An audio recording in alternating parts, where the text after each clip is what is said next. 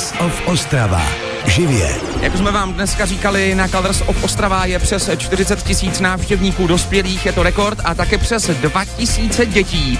A jednoho prcka Danielka mám naproti sobě. Dane, ahoj. Ahoj. Čau, jak se ti líbí na Colors? No, výborné. Výborné, co všechno už jsi viděl, co všechno už jsi prožil?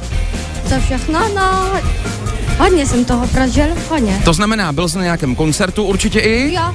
Jo? Včera jsem byl na Krištofovi. Krištofovi ne, včera tady Krištof určitě nebyli, to si určitě pleteš, ale byla to určitě nějaká výborná kapela, že jo? Jo. Jo. A tačka, co? Jsi tady s tačkou a s bráškou?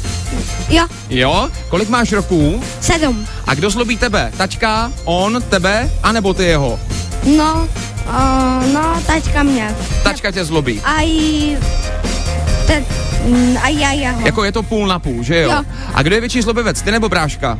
No, více bracha. Oba dva jste lumpy, že? Jo. Jo. No a prosím tě, koupil tě teďka nějakou zmrzku aspoň? No, koupí.